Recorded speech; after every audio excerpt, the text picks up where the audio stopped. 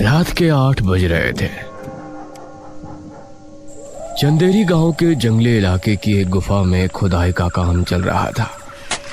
विनीता एक पुरातत्व विभाग अधिकारी थी, जिनका काम होता है पुरानी जगहों की खुदाई करना, और अगर वहां कोई जानकारी या कोई एंटीक चीज पाई जाए तो उसके बारे में जानकारी हासिल करना और उन्हें सरकारी म्यूजियम तक पहुंचाना। इस गुफा में पिछले कई दिनों से खुदाई का काम चल रहा था और अब सबसे आखिर में एक दीवार नजर आ रही थी। मैडम, ये दीवार तो टूट ही नहीं रही। मुझे लगता है अब गुफा का अंत हो गया है। इसके आगे कुछ नहीं मिलने वाला। कोशिश तो करो। तुम लोगों ने हर बार यही कहा है कि खुदाई नहीं हो सकती और हर बार हमें कुछ न कुछ रहस्यमय मिला है। ये कहकर वो गुफा से निकली और पास ही के लगे टेंट में पहुंची।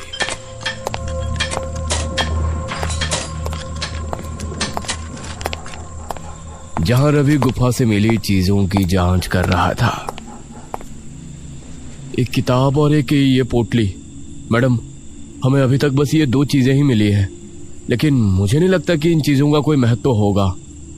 तुमने इस किताब की भाषा के बारे में पता किया? कई इतिहासकारों को इसके अंदर लिखी भाषा की फोटो भेजी है, लेकिन अभी तक कोई भी उसे समझ नहीं पा रहा। जिस किताब की भाषा बड़े बड़े इतिहासकार कोड नहीं कर पा रहे, उस किताब के बारे में तुम ये कह रहे हो कि इसका कोई महत्व नहीं है? मेरे हिसाब से तो ये बहुत अहम चीज मिली है हमें। तभी उनको मजदूर की चीख सुनाई दी। अरे, ये तो महेश की आवाज है।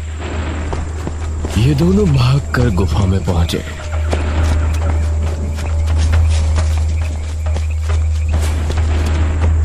सामने का मंजर देखकर ये भी हैरान रह गए।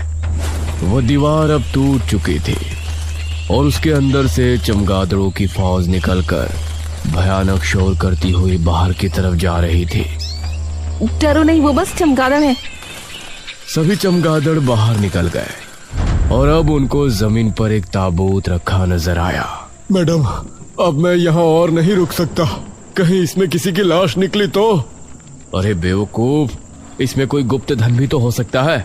भला कोई लाश को इतना महफूज क्यों रखेगा? ख्याली पुलाव मत पकाओ, इसे खोल कर देखो, इसमें क्या है। मजदूर ने जैसे ही उसका ढक्कन हटा, उसके अंदर से एक नाक को सड़ा देने वाली बदबू बाहर निकली।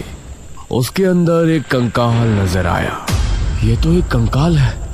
मजदूर डर गया और विनीता भी सोच में पड़ गई। तभी उस कंकाल की हड्डियां अपने आप चमकने लगी, मानो उसमें और